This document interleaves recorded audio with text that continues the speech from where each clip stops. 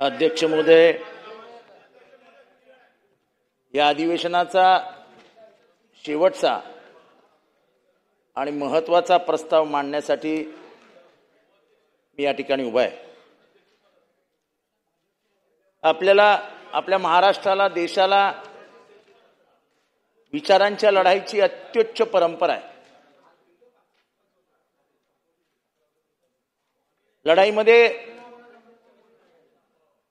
इथल्या व्यवस्थेविरुद्ध कायम उभे राहणारे यांनी व्यवस्थेशी लढाई केली आणि या देशाला आणि महाराष्ट्राला एका सुमार्गावरती आणून उभं केलं. जेव्हा जेव्हा धर्मसत्ता विरुद्ध राज्यसत्ता लढाई झाली तेव्हा पुरोगामित्वाचा झेंडा खांद्यावर घेत इथल्या धर्मसत्तेविरुद्ध आवाज उठवण्याचं काम इथल्या पुरोगामी नेत्यांनी केलं.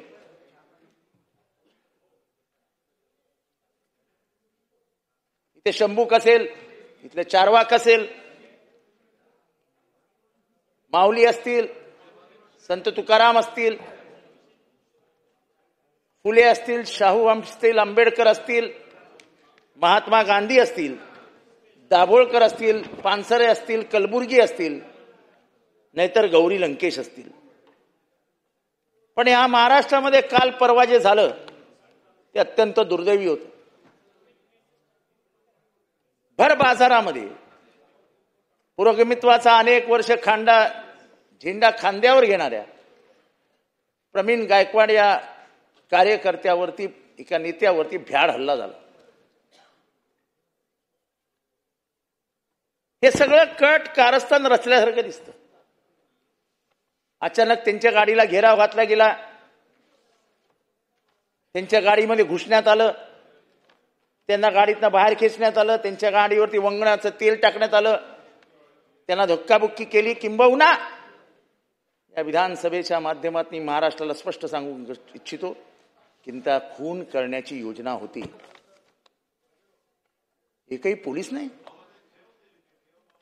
प्रवीण गायकवाड सारखा नेता येतोय आणि त्याच्या बंदोबस्तासाठी अक्कलकोटमध्ये एकही पोलीस नाही.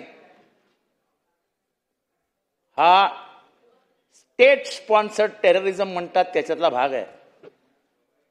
अध्यक्ष महोदय,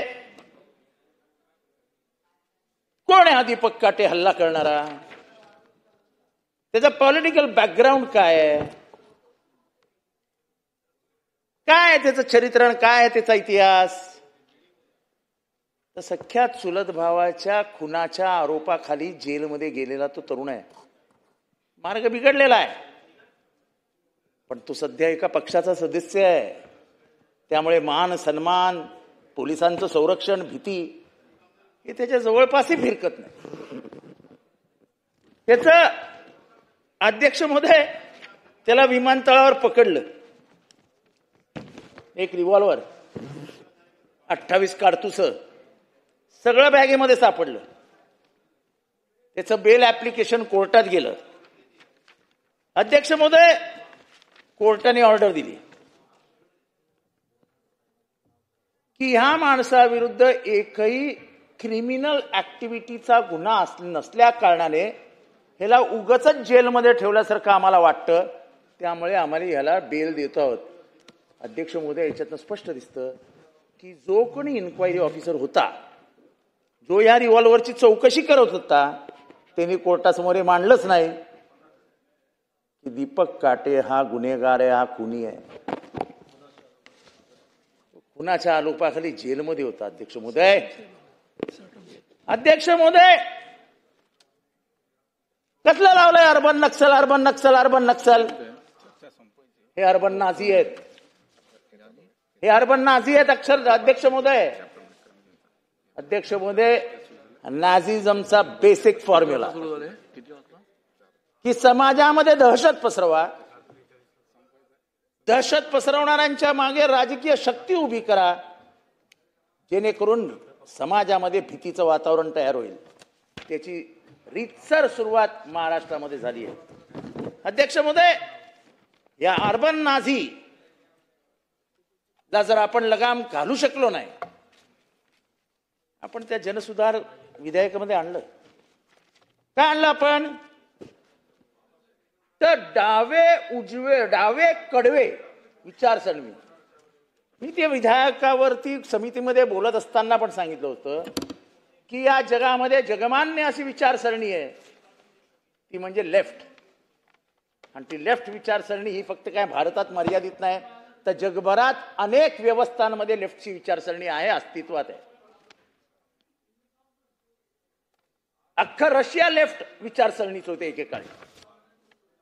अध्यक्ष महोदय, लेफ्ट विचारसरणीचा आपण विचार करत असताना गांधींना मारणाऱ्या उजव्या विचारसरणीचं काय करायचं? धर्म आधारित सत्तेच्या खाली लपणाऱ्या आणि पेहलगाम मध्ये हल्ला करणारे हे सुद्धा उजवे कडवेच होते. आम्ही संविधानाला मानत नाही असं स्वातंत्र्यानंतर म्हणणारे उजवे कडवेच होते. मग त्यामुळे तुम्ही डावे कडवे असं म्हणत त्याचे काय विधेयक आणलंय, त्याच्यामध्ये दीपक काटे सारख्या उजव्या कड्यांना तुम्ही आधार देतात. कोणाला आपल्या पक्षात घ्यावं ते त्या पक्षाचा अधिकार आहे. माझी संस्कार आणि नीती याचं भाष्य करणाऱ्या त्या पक्षाला सांगायचं आहे की वेळ अशी नाही हो की तुम्ही दाऊदसाठीही आपल्या पक्षाचे दरवाजे उघडे कराल. करू नका. या देशाने खूप दिलंय तुम्हाला, पण गुंडगिरीला आश्रय देऊन तुम्ही समाज व्यवस्था बिघडवतात. तेवढं जर केलं नाही तर फार बरं होईल. अध्यक्ष महोदय, मी एका ठाण्यातल्या प्रकरणाकडे हात घालतोय. अध्यक्ष महोदय,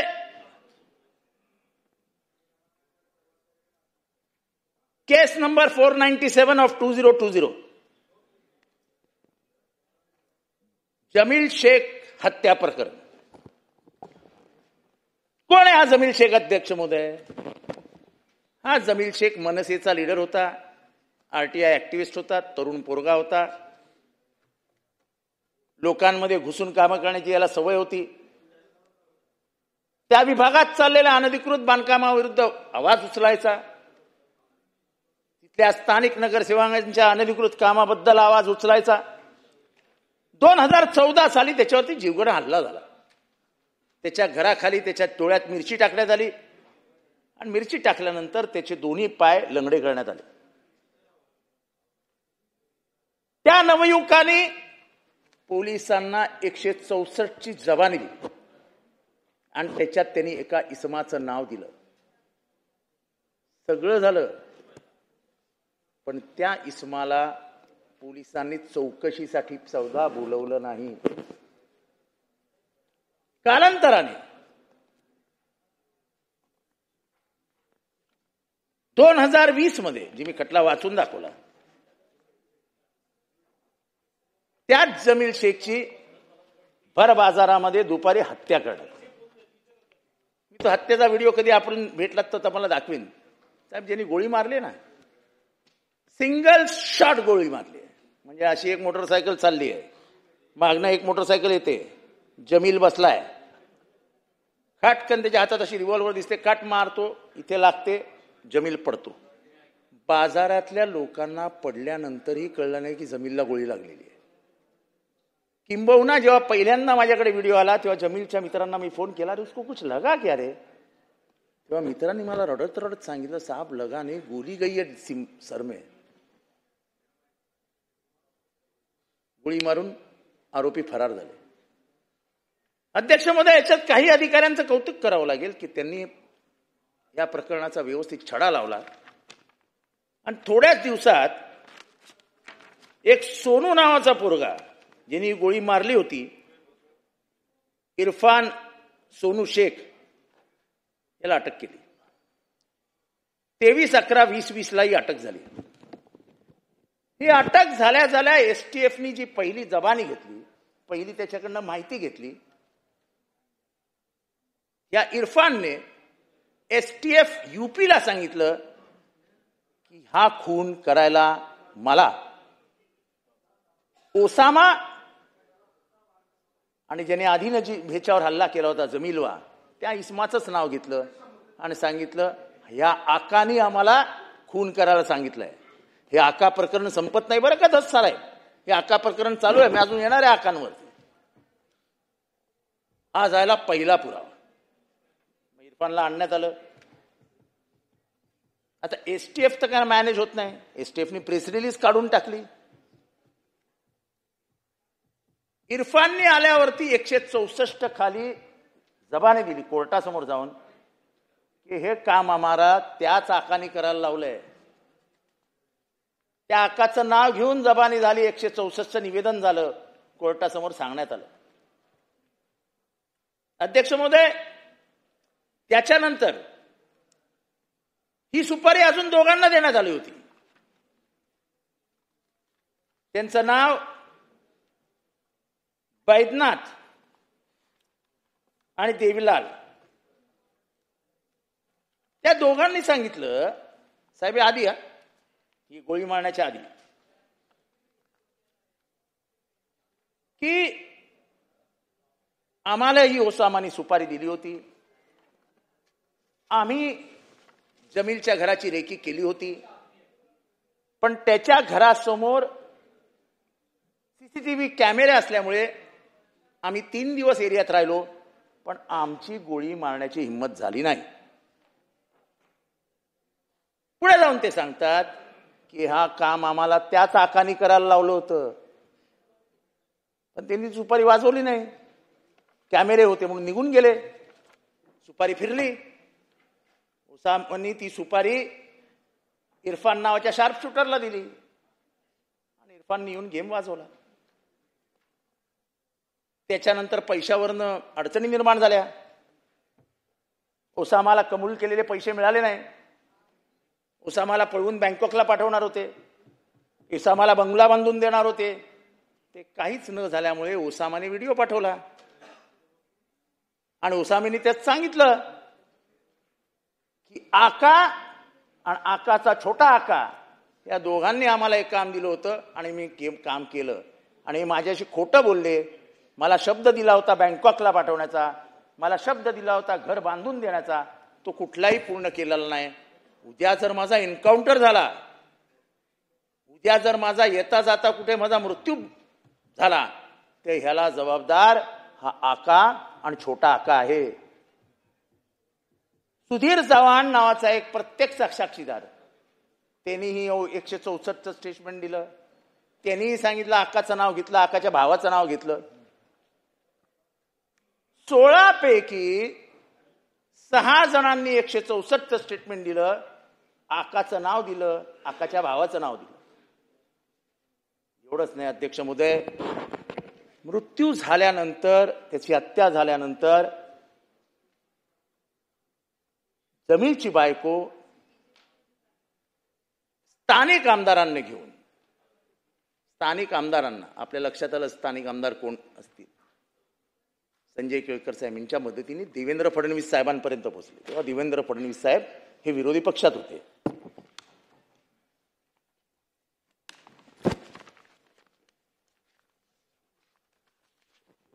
हे देवेंद्र फडणवीस साहेबांचं पत्र, ते त्यांनी तत्कालीन मुख्यमंत्री उद्धव ठाकरेंच्या नावाने लिहिलेलं की याची तुम्ही स्वतः लक्ष घाला, चौकशी पूर्ण करा. आणि त्यांनी शब्द दिला होता की मी ज्या दिवशी सत्तेत येईन त्या दिवशी हा गुन्हेगार बेड्या घालून मी आतमध्ये टाकून देईन. अध्यक्ष महोदय, दुःख इथे सुरू होतं. जेव्हा हत्या झाली तेव्हा जमीलची पोरगी 5 वर्षाची होती आणि त्याची मोठी पोरगी 7 वर्षाची होती. आता पोरगी 10वी झाली, 90% मिळाले, फी भरायला घरात पैसे नाहीत. जमीलची दुसरी लहान पोरगी आता 9वीत आली, ट्युशनला पैसे नाहीत. घर कसं चालतं मला काही सांगायचं नाही, पण मला कौतुक या बाईचं आहे, या स्त्रीचं आहे, या भगिनीचं आहे, कुलसुमाचं, की तिने कधीच कोणासमोर हात पसरला नाही, कुठल्याही राजकीय नेत्यासमोर गेली नाही की मला पैसे द्या. 5 वर्ष सातत्याने कोर्टाची लढाई लढली आणि 5 वर्षानंतर हे सगळे पुरावे स्वतःच्या हातात घेतले आणि त्या दोघी पोरींनी रडत रडत देवेंद्र फडणवीस साहेबांच्या नावाने व्हिडिओ काढला की साहेब बाप म्हणून आम्हाला न्याय द्या. तर साहेब तुम्हाला आनंद होईल. या दोघींनी कोणाचं नाव घेतलं माहिती आहे? मी तुम्हाला व्हिडिओ दाखवतो. ही प्रेरणा आम्हाला वैभवी देशमुखकडनं मिळाली आहे. ही प्रेरणा आम्हाला कोणाकडनं मिळाली आहे? वैभवी देशमुख व्हिडिओमध्ये म्हणतात या दोन पोरी कि हमारे बाप की जिसने जान ली है वो हमारे सामने घूमता है. हमारे आंख के आंसू, मेरे मां के आंख के आंसू देख के हमको बहुत बुरा लगता है. पिछले 5 साल हमने हमारे मां को सिर्फ रोते हुए देखा है. हमने हमारे घर में हंसी देखी ही नहीं है. हमारे बाप की क्या गलती थी? सगळे पुरावे असताना साहेब, पोलीस FIR मध्ये नाव असताना आकाला बोलवतच नाहीत. आकाची चौकशीच करत नाहीत. चौकशी अधिकारी आका बरोबर उत्तर प्रदेशला जातो. चौकशी अधिकारी आका बरोबर जेवायला बसतो. जणू काय आका आणि चौकशी अधिकारी लंगोटी यार आहेत. तेच वाल्मिक कराड. तसंच प्रकरण आहे. सगळी यंत्रणाच ताब्यात आहे. अध्यक्ष म्हणून न्याय कोणाकडे मागायचा? बाकी राजकीय विचार फरक असतील देवेंद्र फडणवीसांच्या नामचे, पण निर्णय घेण्याच्या बाबतीत, न्याय देण्याच्या बाबतीत त्यांचा हात कोणी धरू शकत नाही, असं माझं ठाम मत आहे.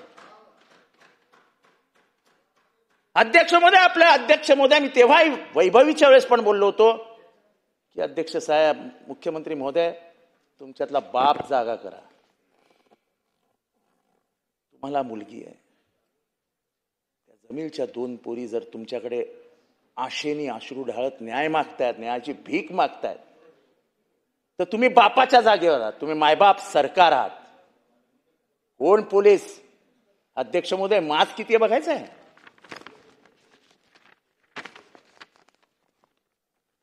तो चांगला अधिकारी चौकशी करत होता. साहेब, चांगला अधिकारी चौकशी करत होता. त्याचं नाव नितीन ठाकरे. तो असा घरापर्यंत पोहोचला अटक करायला, आणि त्याला फोन सुरू झाले. मला आता त्या राजकारणात शिरायचं नाही. फोन कोणाचे होते, कोणी केले, काय केले. पण अध्यक्ष महोदय, त्याच्या घराखालनं, म्हणजे त्या आकाच्या घराखालनं त्याला गाडी परत फिरवायला लावली. आकाच्या घराखालनं त्याला गाडी परत फिरायला लावली आणि त्याची पुढच्या 24 तासामध्ये बदली करण्यात आली. हा बदलीचा पेपर. पण मगरुरी कुठे दिसते? बदली झाली जगाला माहित नाही, नितीन ठाकरेला माहित नाही, पण आकाच्या स्टेटसवरती हा बदलीचा पेपर आला. हा बघा स्टेटस. काय निरोप द्यायचा याच्यातनं स्टेटसवरनं आकाला? अरे हमारे नात को मत लगो, भेज देंगे. आजही पोलीस त्याच्या नादाला लागत नाही. म्हणजे त्यांनी तंगड्या तोडल्या 2014 साली, मर्डर केला 2020 साली. सगळे पुरावे हातात आहेत. कुठल्या महाराष्ट्रात राहतोय आपण दस साहेब? न्याय मिळणार की नाही? का सभागृहात फक्त मी आरडाओरड करायची? हे सगळे पुरावे, सगळे 164, हे सगळं मी आपल्याकडे पाठवते अध्यक्ष महोदय. आपण द्या, कोणाला द्यायचंय ते आहे. पण माझी आपल्याला विनंती आहे, मला ही एकच मुलगी आहे. मला माझ्या अंदाजाने तुम्हाला पण एक मुलगी आहे. ते अनेक जणांना मुली असतील. आज त्या मुली भीक मागतात. भीक, न्यायाची भीक मागतायत अध्यक्ष महोदय. त्याच्या बायकोच्या घरी मी गेलो होतो. पोरगी 90% घेऊन पास झाल्यावर, म्हणजे त्याच्या घरी खिशातनं पैसे काढले. म्हटलं रको. म्हणाले तुम्हारी भीख नहीं चाहिए हमको.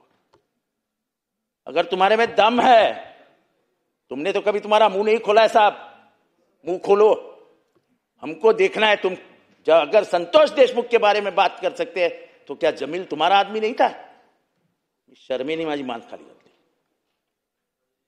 जेव्हा त्या पोरींकडे मी बघितलं तेव्हा माझ्यातला बाप जागा झाला की साला आपण काय करतो यार. आणि म्हणून मी आज हे बोलतोय. अध्यक्ष महोदय, न्यायाची अपेक्षा आहे, असं करू नका. केवळ राजकीय वरदस्त आहे म्हणून जर या महाराष्ट्रात खून पडणार असतील तर हा महाराष्ट्राचे संस्कार आणि संस्कृती मला कधीही माफ करणार नाही. अध्यक्ष महोदय, काय चालू आहे? जमीलची बायको फिरते न्याय मागत, महादेव मुंडेची बायको फिरते.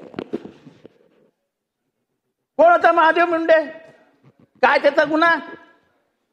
महादेव मुंडे हा छोटा माणूस परळी शहरामध्ये जमिनीचा व्यवसाय करायचा. छोटी जमीन घ्यायची, थोडे दिवस ठेवायची, चांगला भाव आला की विकून टाकायची. छोटा माणूस विचार. त्याने एक जमीन घेतली. ती जमीन घेतली त्यांनी काय रकमेला घेतली असेल, पण त्याला भाव मिळाला 1,650 रुपये आणि 12 गुंठ्याची जमीन होती. 12 गुंठे फार मोठी नाही, 12 गुंठे. त्याला फोन आला एक दिवशी, जमीन सोड. तो म्हणाला 1,100 रुपये द्या, सोडतो. बरोबर आहे ना दस साहेब? काय चुकीचं नाही ना माझं? ती जमीन त्याला सांगितलं, शाण्या 800 रुपयात पाहिजे. किती रुपयात? तो म्हणाला, हो मला साहेब 800 रुपयात कसं देणार, मला लॉस आहे, मी खड्ड्यात जाईन, माझे पैसे लागलेत. पाहिजे. तो पण नडला. साहेब 8 दिवसानंतर खेळ खतम. तहसीलदार कार्यालयाच्या बाजूला महादेव मुंडेची बॉडी सापडली. आता याचा टर्न कुठे आहे? हे सगळं चालू असताना आका, बीड मधला आका आणि बाळा बांगर, हे नाव देतो ऑन रेकॉर्ड, हे दोघं गाडीतनं जात होते आणि आकाला फोन आला. आकानी म्हणजे त्या बाळा बांगरनी ओळखलं ही चर्चा महादेव मुंडेबद्दल चालू आहे. आका म्हणाला फोनवरती, अरे बेटा काळजी करू नको, 2 दिवसात करतो, 2 दिवसात करतो. आणि 2 दिवसात केलं. महादेव मुंडे गायब. ह्याची चर्चा बाळा बांगरनी 2-3 ठिकाणी केली. बाळा बांगरला एसपीनी बोलून घेतलं, ठाकूरनी. अरे बाळा येडा का खुळा तू, म्हणाले तुझं काम व्हायचं याच्यात, ते फोनवर जे तू ऐकलं ते ऐकलंच नाही असं सांग. 2 दिवसांनी बाळाला कोणी बोलून घेतलं? आकानी. आणि आकानी एका पिशवीमध्ये एक मासाचा तुकडा आणि रक्त, साकळलेलं रक्त दाखवलं. म्हणाले महादेव मुंडेची विकेट काढली. अध्यक्ष महोदय, हे सगळं बाळाने जाऊन तेव्हाच्या एसपी ठाकूरला सांगितलं, साहेब असं असं झालंय. हे सगळं घडताना त्या बाळावरती 7 केसेस पडल्या आणि बाळा पळाला. हे मी का सांगतोय अध्यक्ष महोदय? काल आसावरीनी, म्हणजे तिची पत्नी, त्याची पत्नी महादेवची ज्ञानेश्वरी, विषप्राशन केलं. म्हणजे तुम्ही लाडक्या बहिणींना 1,500 रुपये देता की त्यांच्या कुंकवाची किंमत देताय का तुम्ही त्यांना? उपकार केल्यासारखे. त्या कुंकवासाठी रडतात तुमच्याकडे, भीक मागतायत, बांगड्या फुटल्यात, पण तुम्ही त्यांना न्याय देऊ शकत नाही. का? तुम्हाला प्रत्येक जिल्ह्यातला आका प्रोटेक्ट करायचा. आका का तुमचे आर्थिक हितसंबंध त्या आकाशी जोडलेले आहेत. अध्यक्ष महोदय, हा आका एवढा बाप आहे? आसावरींनी काल नाव घेतलंय, त्या ज्ञानेश्वरींनी काल नाव घेतलंय, का अजून पोलीस कारवाई करत नाहीत? महादेव मुंडेला न्याय कधी मिळणार? त्याच्याही घरी तीच परिस्थिती आहे. आम्ही त्याच्या घरी गेलो होतो. ती बिचारी बाई, मला माहित नाही भगिनी आमची, अध्यक्ष महोदय मी तुम्हाला सांगतो, अशी झाली हो बिचारी, अशी हाडाची काढं झाली आहेत विचार करून करून, रडून. तिचा भाऊ मला खाली येऊन सांगत होता, साहेब काहीतरी करावं, तिला खायला लाव. साहेब ती जेवतच नाही. म्हणजे झाले 2 वर्ष, पण 2 वर्षानुसार सुद्धा ती न्यायासाठी लढत असेल, ती कुलसुमा न्यायासाठी लढत असेल, तर ह्या खऱ्या जिजाऊच्या लेकी आहेत, ज्या व्यवस्थेविरुद्ध उभा राहत आहेत, व्यवस्थेला आव्हान देत आहेत आणि तुम्हा सगळ्यांसमोर प्रश्न विचारतायत की माझ्या कुंकवाला तुम्ही न्याय देणार की नाही. माझ्या फुटलेल्या बांगड्या ह्या तुम्हाला दिसत नाही का? माझा सरकारला प्रश्न आहे. ज्ञानेश्वरीला न्याय कधी देणार ते एकदा सभागृहात सांगा. अशा कितीतरी ज्ञानेश्वरी बीडमध्ये फिरतात. किती मला माहित नाही, आमचे दस साहेब सांगतील. सगळ्या समाजातले अनेक तरुण, अनेक लोक कुठल्या थर्माल काय ते फर्नेस फेमस आहे ना बीडमधलं, कुठल्या फर्नेस मधनं गायब झाले हेच कळलं नाही. 150च्या वरती लोकांचा हातापत्ताच नाही आहेत. म्हणजे तिथे तर काहीतरी वेगळंच राज्य आहे. अध्यक्ष महोदय, मी विषय फरफटत नेत नाही. ही ज्ञानेश्वरी जी आहे तिला न्याय देण्याचा प्रयत्न या सरकारने केला. अध्यक्ष महोदय, मस्सा जोगला संतोष देशमुखची हत्या झाली. सरकारने चांगलं केलं. आणि माझं मत आहे की अनेक राजकीय शक्ती काम करत असताना देखील सरकारची भूमिका बरी राहिली आणि त्याच्यामुळेच बीडमधला सर्वात मोठा आका हा आजही जेलमध्ये आहे. पण अध्यक्ष महोदय, संशयाची सुई फिरते माझ्या माहितीनुसार. आणि जे मला त्यांच्या कुटुंबियांकडनं समजलं, आकाचा मकोका काढण्याचा प्रयत्न होत होता. या अत्यंत जबाबदारीने मी या विधानसभेत स्टेटमेंट करतोय. आकाचा मकोका काढण्याचा प्रयत्न होत होताच. कदम साहेब, आकाचा मकोका काढण्याचा प्रयत्न होत होता. काय चालवलंय काय? अशी निर्घुण हत्या महाराष्ट्राच्या राजकीय इतिहासात झाली नव्हती. ती झाली. आपण अटकही कधी केलीत?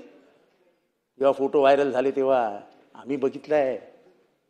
आका गाडीतनं उतरला. आका येणार हे जणू काय ट्रम्प भारतात येणार असं जाहीर केलं. आका येणार, आका येणार, आका येणार. आका कुठनं येणार, कसा येणार काय माहित नाही. तो हवाई दल म्हणजे हवेत येणार कसं काय नाही. एक गाडी आली, त्या गाडीला पोलीस बंदोबस्त ना, त्या गाडीवरती काय, आणि त्याच्या मागनं 400-500 गाड्या. अरे गुन्हेगार आहे ना तो, आरोपी आहे ना तो. तुम्हाला माहित नाही तो कुठनं येणार होता? त्याला रस्त्यात का नाही पकडलं? जसं नाशिकचं प्रकरण ना, ते हनी ट्रॅप आणि व्हिडिओ, असे अनेक व्हिडिओ आकाकडे आहेत आणि अनेक जणांचे आहेत. मी अजूनही ते चित्र विकू शकत नाही. म्हणजे ते जे होतं, आका गाडीतनं उतरतो, आका उतरतो आणि एकटा असा पोलीस स्टेशनमध्ये चालत जातो. अरे काय, कोण आहे तो? पण दिसला महाराष्ट्राला. हतबल झालेले पोलीस व्यवस्था ही तेव्हा महाराष्ट्राला केली की महाराष्ट्रामध्ये पोलिसांची हतबलता किती आहे. अध्यक्ष महोदय, हे प्रकरण गंभीर आहे. अध्यक्ष महोदय, आपल्याला आठवत असेल, सोमनाथ सूर्यवंशीची केस मी इथे लावून धरली होती. मी सांगत होतो की सोमनाथ सूर्यवंशीची हत्याच झाली. त्याचा पोस्टमार्टम रिपोर्ट हा बरंच काही सांगून जातो. कारण का पोस्टमार्टम रिपोर्टमध्ये दिलं होतं की death due to fatal injuries, shock. इथे सरकारतर्फे सांगण्यात आलं की त्याला श्वासोश्वासाचा त्रास होता. श्वासोश्वासाचा त्रास असताना तो जिवंत कसा राहिला? तो मेला कुठे? तो किती वाजता मेला? काही सरकार सांगायला तयार नाही. आणि आम्ही इथे एखादा आमदार जेव्हा बोलतो तो सत्य बोलतो असं मानलं जातं. हा कायदा आहे. प्रथा आणि परंपरेमध्ये हा कायदा आहे. नाही, सरकार काहीतरी लपवत होतं. कारण का सोमनाथ सूर्यवंशी ज्या जातीचा आहे त्या जातीला आपण मानतच नाही. जात व्यवस्थेमध्ये अतिशय छोटी जात. समाजही बरोबर नाही, समाजाची मतही नाहीत की सरकारने त्याचा विचार करावा. अरे हटाव. कोणातरी वाचवण्याच्या नादामध्ये सोमनाथ सूर्यवंशीला ढकलून दिला. मेला तर मेला, जाऊ दे. पण त्या आईचे शाप लागले. त्या आईचे शाप लागले. एकुलता एक मुलगा, म्हणजे एकुलता नाही, 2 भाऊ. पण भांडी घासणाऱ्या बाईने आपल्या पोराला LLB पर्यंत नेला होता. आणि मी सांगतो अध्यक्ष महोदय, मी कोविडमध्ये सिरियस होतो. माझा आणि सोमनाथ सूर्यवंशीचा काही संबंध नाहीये. आम्ही कधी एकमेकांना भेटलोही नाहीये. पण मी जेव्हा कोविडमध्ये सिरियस होते तेव्हा त्याची फेसबुकची पोस्ट होती, जेव्हा माझ्या मृत्यूबद्दलच्या अफवा चालत होत्या तेव्हा त्यांनी फेसबुक टाकली होती की मृत्यूला धक्का देऊन हा लढवय्या जितेंद्र आव्हाड परत येईल, कारण का तो समाजासाठी लढण्यासाठीच पैदा झाला. ही सोमनाथची 2022ची पोस्ट होती, म्हणून मी त्यासाठी लढत होतो. आणि आज मला आनंद आहे की तुम्ही सगळे प्रयत्न केलेत. सोमनाथचा मृत्यू खोटेपणा करण्याचा तुम्ही सगळे प्रयत्न केले, पण अखेरीस संभाजीनगरच्या हायकोर्टाने सांगितलं की हा खूनच आहे आणि पोलिसांवर गुन्हे दाखल करा. प्रश्न हा आहे की तुम्ही महाराष्ट्राची दिशाभूल केलीत, महाराष्ट्राचा न्यायाला फाशी दिलीत. सरकारकडनं जी अपेक्षा असते लहान लहान समाजाची आईची, त्या अपेक्षा भंग करून टाकला. काय ते त्या आईचं दूध, काय त्या आईचं हृदय तुटत असेल हो सकाळी उठल्यानंतर. तुम्ही अख्ख्या महाराष्ट्राला फसवलं, तो अख्ख्या महाराष्ट्राला. त्याचं प्रोजेक्शन करून टाकलं की गुंड होता. पोलिसांनी काहीच केलं नाही. मी आईला विचारलं होतं, आई त्याला काय श्वासोश्वासाचा त्रास होता? मला कसला हो धडधाकट होता, काहीच त्रास नाही आमच्या पोराला. बरोबर नाही. अध्यक्ष महोदय, त्या पोलिसांना अटक नाही झाली काय झालं ही माहिती महाराष्ट्राला कळलीच पाहिजे. अध्यक्ष महोदय, महिला सुरक्षितता हा एक मोठा विषय आजकाल चर्चेत आहे. अध्यक्ष महोदय, इथे खूप चर्चा झाली. शहापूरमध्ये शाळेमध्ये पोरींना मासिक पाळीचा डाग दिसल्यानंतर त्यांना केबिनमध्ये बोलवून त्यांचे जे काय केलं ते शब्दात सांगताही येत नाही. काय चालू आहे? काय महिला अत्याचार कुठल्या लेवलला चालले आहेत? बलात्कार वाढले आहेत, विनयभंग वाढले आहेत. महिला महाराष्ट्रात असुरक्षित आहे हे आपल्या लक्षात येत नाही. अध्यक्ष महोदय, इथे चाइल्ड ट्रॅफिकिंग आणि प्रॉस्टिट्यूशनच्या केसेस एवढ्या वाढायला लागल्या आहेत आणि त्याच्यात खरी वाढ कुठे दिसते तर बाल लैंगिक शोषणामध्ये. या बाल लैंगिक शोषणामध्ये आपण मुंबईमध्ये पोर्नो तयार होताना बघतोय. ते ब्लू फिल्म काय असतं ना, ते तयार होताना बघतोय. या मुंबईचे 12 वाजवत आहेत. ड्रग्स वाढीला लागलेत. जणू काय पोलिसांचा कंट्रोलच सुटलाय असं झालंय. काय चालू आहे? अध्यक्ष महोदय, ठाण्यामध्ये काही संबंध नाही, जोगेश्वरीला माल पकडला जातो. काय एमडी का कोकेन कोणातरी पकडला जातो. रॅकेट किती मोठा आकडा बघा. त्याला मुंबई पोलिसांनी ताब्यात घेऊ नये म्हणून ठाणा पोलीस जोगेश्वरीला पोचतात आणि 65 ग्रॅम एमडी, म्हणजे ती कमर्शियल काय असते मला एवढं काय माहित नाही, पण त्याला ठाण्यात घेऊन येतात. 25 कोटीची तोड होते. कसं काय होणार ड्रग कंट्रोल? तुम्हाला काय वाटतं? Drugs without the help of police चालू शकता? प्रत्येक नाक्यावर पान टपरीवरती चार्ली, वाईट, म्हणजे जे काय नावं आहेत मार्केटमधली प्रचलित नावं, ती अशी पावली पान टपरीवर मिळतात हो. काही पानवाल्यांच्या बाजूला उभं राहिलं की तो पानात टाकून देऊन टाकतो. लगाव इधर सो जाओ. काय चालू आहे काय? अध्यक्ष महोदय, महिलांचे अत्याचार, ड्रग्स, मर्डर, रिव्हॉल्वर्स हे तर असे मुक्त, म्हणजे काय त्या नागपूरच्या हत्या बघा कशा आहेत. म्हणजे आपल्यालाच भीती वाटते, साला रस्त्यावर नाही येतो खाटखोट मेला चालला. अरे काय भीती नावाची काही गोष्ट जोडली ना. अध्यक्ष महोदय, आपण अनेक मोर्चांना जातो ना, याच्यात आझाद मैदानावर सगळ्या मोर्चांना जातो. मी जातो, जयंत पाटील साहेब जातात, विजय वडेट्टीवार जातात, आमचे नाना पटोले जातात, रोहित पवार जातात, उद्धव ठाकरे पण जातात, आमचे सुनील प्रभू जातात, सगळे आम्ही जातो. अध्यक्ष महोदय, मी एक प्रकरण समोर आणतो. काय चालू आहे काय महाराष्ट्रात? मला एक 80 वर्षाची म्हातारी भेटली बिचारी. अशी टिपिकल म्हातारी, सुरकुतलीला चेहरा, पुतण्याच्या हातात हात दिलाय. मला तिला बघून असं वाईट वाटलं. असं म्हटलं हिच्या पायात चपला नाही आहेत, लुगडं फाटलंय, काय करते इथे. मी स्वतःहून कुतूहलाने तिच्या जवळ गेलो. आजी काय हो तुमचं काम इथे, कशाला आलात. मला म्हणाली बेटा मी भीक मागायला अरे माझी जमीन. तुमची जमीन कोणी घेतली. मग जी कहाणी सांगितली योगेश कदम, तुम्हाला पण वाईट वाटेल. त्या बाईची 17 एकर जमीन होती. 17 एकर.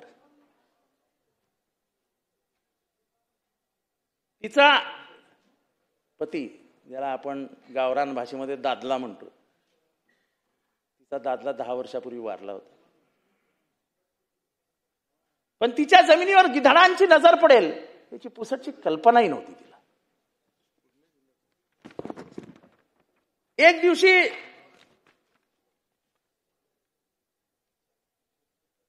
म्हणजे 4/4/25 तिला फसवून तुला पैसे देतो काहीतरी पेन्शनचे वगैरे असं सांगितलं आणि घेऊन गेले. कोणतरी किरण पडळकर वगैरे असे काहीतरी आहे ते. आणि घेतले की 17 एकर वरती आजीचे अंगठे. 17 एकरचा दस्त तयार झाला. आजीला कळलंच नाही काय झालं. 1 महिन्यानंतर नातेवाईकांना कळलं की आपली जमीन गेली. नातेवाईकांनी धावपळ सुरू. अध्यक्ष महोदय, जेव्हा गावभर बोंबाबोंब सुरू झाली तेव्हा कैलास वाघमारे या माणसाने आजीच्या पेटीएम मध्ये 5 लाख रुपये टाकले. काय टाकण्याची गरज आहे, तुम्ही चुकलेला नाहीत ना, कशाला टाकायचे. असे चोरी करणारे पुरावे तयार करून ठेवून देतात. अध्यक्ष महोदय, हा कोण आहे कैलास वाघमारे माहिती घ्या. योगेश कदम तुम्ही इथे गृह खात्यातर्फे बसलेले आहात, घेऊन घ्या कैलास वाघमारे. लगेच फोन करा सांगलीच्या एसपीला. आणि कोण आहे हा कैलास वाघमारे, हा कुठे काम करतो याची माहिती घ्या. फार काय लांब नाही, लगेच सगळं उघड होईल. पण अध्यक्ष महोदय, एका गरीब अशिक्षित वृद्ध आजीला फसवण्याचं पाप सत्ताधारी पक्षाशी संबंधित असल्याने माणसं करणार असतील आणि जर त्याला न्याय आपण देऊ शकत नसाल सभागृहात, तर महाराष्ट्र तुम्हाला माफ करणार नाही. 80 वर्षाच्या त्या आजीची तुम्हाला छाप लागते. कसली हो लाडकी बहीण. ही लाडकी आजी आहे ना तुमची आजी. आजीची 17 एकर जमीन खाल्ली आहे ना. त्या आजीच्या अंत्ययात्रेला पैसे नाहीत ना घराकडे. त्या आजीचा मृत्यू झाला तर तिथे लाकडं आणायला पैसे नाहीत ना. कोण देणार तिला न्याय. कोण आहे ते हरामखोर. उत्तर आहे सरकारकडे. हे सरकारकडे मी उत्तर मागतोय. जे सत्य आहे ते येऊन समोर आम्हाला सांगा. मी फोटो आहेत माझ्याकडे कैलास वाघमारेचे सगळे फोटो आहेत. मी उघड करत नाही. तुमच्याकडे असं फोल्ड करून पाठवतो. जरा घेऊन जा आणि साहेबांना द्या डायरेक्ट अध्यक्षांकडनं. आम्ही याची बोलतो ना, सोमनाथ सूर्यवंशी, राबोडीतला आका, बीडमधला आका, आम्ही हवेतनं नाही आणत. आम्ही माहिती गोळा करतो. आम्ही शेवटच्या माणसापर्यंत जातो, माहिती घेतो आणि मग इथे हक्काने बोलतो. मी चॅलेंज देतो सरकारला. Challenge, open challenge. मी जे आता आरोप केलाय त्याच्यातला 1% खोटा आहे तर दाखवा. मी उद्या आजीला घेऊन येतो. मी उद्या जमीलच्या 2 पोरींना घेऊन येतो. मी उद्या ज्ञानेश्वरी मुंडेला घेऊन येतो आणि तुमच्या लाडक्या बहिणी तुमच्या समोर ठेवतो. आणि मग तुम्ही सांगा की यांच्या डोळ्यातले अश्रू पुसण्याची ताकद तुमच्यात आहे का. यांचं कुंकू परत देण्याची ताकद तुमच्यात आहेत का. यांच्या फुटलेल्या बांगड्यांना न्याय देण्याचा तुमच्यात ताकद आहे का. नसेल ताकद तर नाही सांगा. की काही सत्तेच्या दलालांपुढे आम्ही हतबल झालो आहोत. ही हतबलता या सरकारची दिसते. आम्हाला कळतंय पॉलिटिकल कंपल्शन्स आहेत, पण पॉलिटिकल कंपल्शन्समध्ये जमीन बळकावणं, मर्डर करणं हे मान्य आहे तुम्हाला? अध्यक्ष महोदय, हे ठाण्यामधल्या साधना हिंदी विद्यालयामध्ये म्हणजे महिला अत्याचार. रंजू सिंग नावाची सहाय्यक शिक्षिका ही सन 2023 ते एप्रिल 2025 पर्यंत कार्यरत होती. शाळेचे संस्थापक श्री रमेशचंद्र मिश्रा यांनी शाळेत कायमस्वरूपी करण्याचे आश्वासन दिले होते. त्या बदल्यात त्यांच्याकडनं लाखो रुपये उकळले होते. सुमारे 12 वर्ष त्यांना पगार दिला नाही, मानधन दिला नाही. ती बिचारी मिळतं त्या चटपुंच्या पगारावरती नोकरी करत राहिली. आणि अखेरीस या सगळ्या परिस्थितीमुळे एक दिवशी तिचं मानसिक संतुलन, तिला मेंटल हॉस्पिटलमध्ये ऍडमिट करावी लागली. ऍडमिट. शाळा अनधिकृत MIDCच्या प्लॉटवर उभी आहे. सगळं पोलिसांना माहिती आहे. काही होत नाही. गंगा संस्थापक रमेशचंद्र मिश्रा लय ताकदीचा आका आहे. या आकाने लय हैराण केलं लोकांना. अध्यक्ष महोदय, आज सकाळपासून पूर्ण महाराष्ट्रामध्ये एकच चर्चा आहे. साला ये हनी ट्रॅप क्या है, साला ये हनी ट्रॅप क्या है, ये किसका है. प्रत्येक जण दुसऱ्याकडे बघतोय. अरे तेरा तो नाही आहे ना किंवा अमीन भाई. अध्यक्ष महोदय, काय चालू आहे काय महाराष्ट्रात? अमीन भाई सोचो. अमीन भाई, ये हसी मजाक में मत लो. कोणावर विश्वास ठेवायचा प्रश्न उभा राहील. ज्याचं नाव येतंय ना, तो गेले 20 वर्ष नाशकाच्या राजकीय पटलावरचा खेळाडू आहे. असा एकही नेता नाही जो त्याच्या हॉटेलमध्ये जेवायला गेलेला नाही. असा एकही नेता नाही, असा एकही IAS IPS ऑफिसर नाही जो त्याच्या हॉटेलवरती गेला नाही. सगळ्यांचा दोस्त. आधी एक नाशकात हॉटेल होतं, आता एक रिसॉर्ट उघडलाय. त्या रिसॉर्ट मध्ये एक रूम आहे. त्या रूम मध्ये 8 कोटीचे कॅमेरे लावलेत शाण्यानी. त्याच्यात चायनामधनं कॅमेरे आणलेत. आता मला तेच मी पुढे येतोय. प्रश्न इथे हनी ट्रॅपचा नाही आहे. प्रश्न हॉटेलमध्ये जाणाऱ्यांच्या सुरक्षिततेचा आहे. अध्यक्ष महोदय, हा गुजरात पॅटर्न आहे. आपल्याला लक्षात येईल आता मी जे बोलतोय ते. गुजरातमध्ये अनेक पुरुषांच्या अशा क्लिप्स लीक झाल्या आणि त्याच्यातनं 2-4 आत्महत्या झाल्या. अध्यक्ष महोदय, विषय दुसरीकडे नाही न्यायचा. प्रश्न हनी ट्रॅपचा नाही आहे. प्रश्न जे काय असेल ते प्रत्येकाचे वैयक्तिक आयुष्य आहे, त्याच्यात मला जायचं नाही. पण अध्यक्ष महोदय, लपवून खोल्यांमध्ये बाथरूममध्ये कॅमेरे लावणे कुठल्या कायद्याला मान्य आहेत? ह्याच्यातनं घरसंसार उद्ध्वस्त होणार आहेत. योगेश कदम, ह्याच्यातनं घरसंसार उद्ध्वस्त होणार आहेत. एका रेव्हेन्यू ऑफिसरला आधी 3 कोटी मागितले गेले अशी माझी माहिती आहे. आणि नंतर त्याला परत फोन गेला 3 कोटी दिल्यानंतर की 10 कोटी हवेत. आणि असं म्हणतात, मला माहित नाही, माझी काय हे नाही, पण हे 100% माहिती आहे की त्या हॉटेलमध्ये हे झालं. ज्या माणसाचं याच्यात मालक म्हणून नाव येतं त्याचं नाव मला घ्यायचं नाहीये, पण असं एकही राजकीय पुढारी नाही आहे जो नाशिकला गेला आणि तो त्याला ओळखत नाही. 20 नाही, तू गेलाच नाहीस, बिचारा आहेस तू नाशिकला जात नाहीस. प्रत्येक जण आता मी पण नाही ओळखत, पण मी त्याला अगदी व्यवस्थित ओळखतो. मी त्याला एकदम व्यवस्थित ओळखतो. आणि पहिल्यापासून तो ही चमचेगिरी करत फिरायचा. प्रश्न त्याचा नाही अध्यक्ष महोदय, पण पोलिसांनी हे कुठेतरी बंधन केलं पाहिजे. जाऊ द्या, नाव घेतल्यानंतर मी नाव घेतलं तर डिपार्टमेंटमध्ये सगळीकडे जसा ठाप अर्थक्वेक येईल. जाऊ द्या, सोडून द्या ना.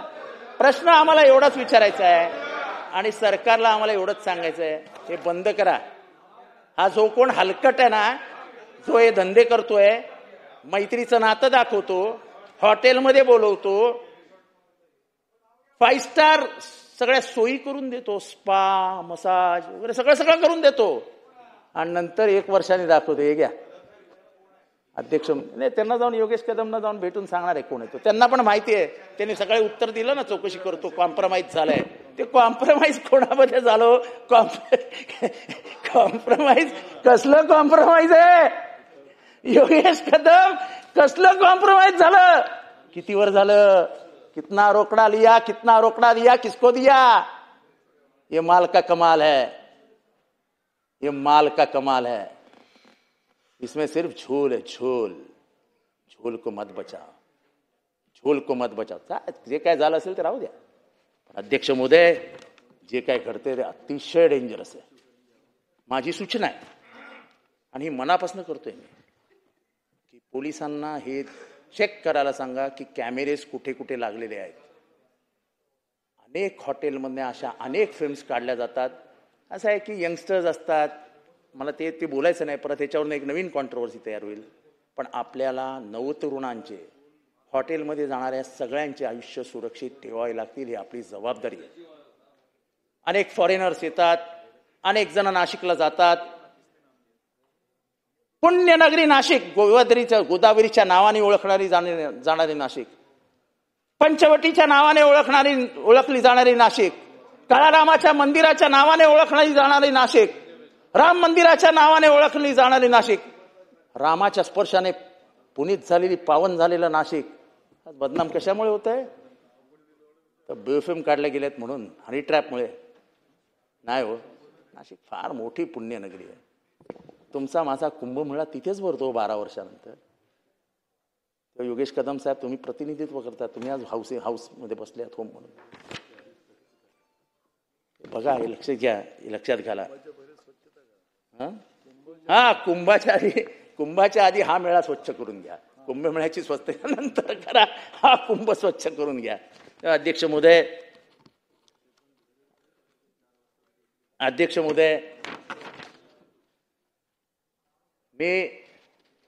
मी अंतिम आठवडा प्रस्तावात मागच्या वेळेस रतनशी पेमजी ट्रस्ट बद्दल बोललो होतो. परत एकदा आठवण करून देतो. माननीय मुख्यमंत्र्यांनी कबूल केलं होतं, घोटाळा झाला, 2,500 कोटी रुपयाचा घोटाळा झाला, हे माननीय मुख्यमंत्र्यांनी कबूल केलं होतं. पॉलिटिकल कंपल्शन्स, कोएलिशन कंपल्शन्स, त्यामुळे ही चौकशी पुढे गेलीच नाहीये. पोलिसांवर असा कोणाचा दबाव आहे? पोलीस आम्हाला सांगतात, मला आय एम ऑन रेकॉर्ड. अरे जितेंद्रजी, समजून घ्या ना, फोन येत आहेत. अरे कोणाचे फोन येत आहेत? 2,500 कोटी रुपयाचा जमीन घोटाळा होता, आणि कोण दाबण्याचा प्रयत्न करतोय? आम्ही सोडणार आहोत? आम्ही वाटेकरी नाही आहे. वाटेकरी कोण आहे? रेव्हेन्यू मधले ऑफिसर वाटेकरी आहेत, TILR वाटेकरी आहेत, TMCचे अधिकारी वाटेकरी आहेत. अध्यक्ष महोदय, ज्या NBFCच्या बँकेमध्ये 1.5 लाख रुपये नाही, 1.5 लाख, ती NBFC 1,200 कोटी रुपयाची गॅरंटी देते. अरे it is a fit case of money laundering. 1,000 कोटी रुपयाची जमीन 100 कोटी रुपयामध्ये विकली जाण्याची संभावना दिसते. हायकोर्ट म्हणते कॅन्सल. पैसे आलेत, गेलेत, फक्त ते कॅशमध्ये गेलेत, चौकशी करा. It is a fit case of money laundering. हाच रतनशी प्रेमजी ट्रस्टच्या मालकावरती आजही 5 FIR आहेत. 5 FIR. अशाच ट्रस्टच्या जमिनी तो अशाच विकत असतो. वशिला लय दान गाय हो योगेश कदम साहेब. 5 FIR असून देखील आजपर्यंत एकदाही पोलीस स्टेशननी बोलून बसवलं नाही. सिर्फ अंदर की बात है, पोलीस हमारे साथ है, असं तो म्हणत असतो कायम टाळ्यामध्ये. तेव्हा अध्यक्ष महोदय, हे सगळं बघितल्यानंतर प्रवीण गायकवाड हे सगळे हल्ले, मला गोविंद पानसरे आठवतात. अध्यक्ष महोदय, आजही आरोपी पकडले गेलेले नाहीत. आजही आरोपी फरार आहेत. झाली 10 वर्ष झाली. 2015ला मारलं त्यांना. अत्यंत बुद्धिमान, निष्ठावान, विचारांशी पक्के असलेले आमचे गोविंद पानसरे साहेब गेले. पण अध्यक्ष महोदय, कधी पकडणार या आरोपींना? कधी शिक्षा देणार त्यांना? त्या संतोष देशमुखच्या खुनामधला आरोपी कृष्णा आंधळे कुठे हो? योगेश कदम साहेब कुठे आहे? तो गायब आहे की गेला? तुम्हाला काहीच माहित नसेल. कृष्णा आंधळे याचा खून करण्यात आलेला आहे. कृष्णा आंधळे हा त्या मारेकऱ्यांपैकी सर्वात वीक लिंक होता. वीक लिंक हा कृष्णा आंधळे सगळं ओकेल या भीतीपोटे कृष्णा आंधळेला कधीच ढगात पाठवलंय. तेव्हा अध्यक्ष महोदय, कायद्याचे राज्य ही लोकशाही व्यवस्थेची आधारशिला असते.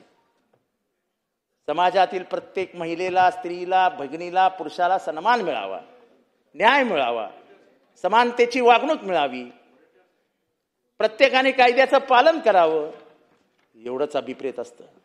आणि त्याही पेक्षा जास्त सरकारकडनं अपेक्षा असतात न्यायाच्या, सरकारकडनं अपेक्षा असतात कायद्या पालनाच्या, सरकारकडनं अपेक्षा असतात गुन्हेगाराला शासन करण्याचा.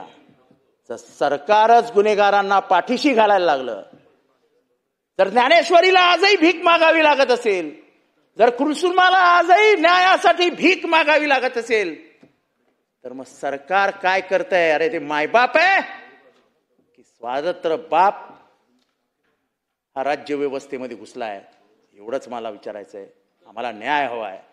कोसळलेली राज्य व्यवस्था महाराष्ट्राने बघितलेली नाही आहे. तुम्ही या महाराष्ट्रामध्ये बंडाचा आवाज थंड करणार असेल तर महाराष्ट्र हा षंडांचा नाही, एवढा लक्षात ठेवा. शेवटी विद्रोह जन्माला कुठे आला तर तुकारामाने महाराष्ट्रात घातला, हे लक्षात ठेवा. आमची लढाई तुकारामाच्या बाजूने, नथुरामाच्या विरोधात आहे, एवढं लक्षात ठेवा. कायम आम्ही लढत राहू. तुम्ही गोळ्या मारण्याचा प्रयत्न केला. काल मला गेटवरती शिव्या घालण्यात आल्या. देऊन टाका ना या राज्य शासनाच्या अध्यक्ष महोदय, तुम्ही परवानगी देऊन टाका शिवांना पार्लमेंटरी लँग्वेज म्हणून. काय चालू आहे काय? मी आता ट्विट केलंय अध्यक्ष महोदय. एक आई बहिणीवरनं मला शिव्या आल्या आहेत. आई बहिणीवरनं मारून टाकू असं पत्र मेसेज आलाय. मारून टाकू. मी उघडपणाने सांगतोय, 6 टर्मचा आमदार आहे मी. माझ्या मोबाईलवर मेसेज येतो, मारून टाकीन. मोबाईल नंबर येतो. मी फोटो पण टाकलाय. तर बघूया किती तासात पोलीस कारवाई करतात का. आम्हाला सांगणार आहेत काय? कंप्लेंट येऊन करा, कंप्लेंट येऊन करा, कंप्लेंट येऊन करा. मला बघायचं आहे. विधानसभेत मी असताना मला मेसेज आलाय. जबाबदारी विधानसभेच्या मालकांची. आणि मालक कोण आहेत? वरचे सभापती आणि खालचे अध्यक्ष. मी त्यांच्या हाताखाली आहे. माझा जीव वाचवणं, माझ्या प्राणाची रक्षा करणं, माझा सन्मान करणं, माझी प्रतिष्ठा राखणं, या सभागृहाची प्रतिष्ठा ही माझ्याशी जोडली गेलेली आहे.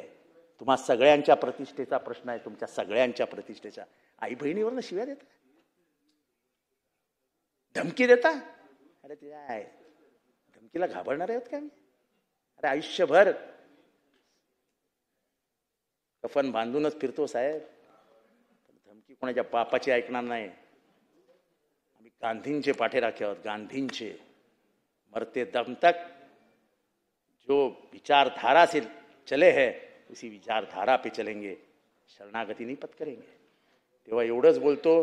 न्यायाची अपेक्षा करतो. बोलू दिल्याबद्दल, शांतपणाने बोलू दिल्याबद्दल माननीय अध्यक्षांचे आभार मानतो. जय हिंद, जय महाराष्ट्र, जय भीम.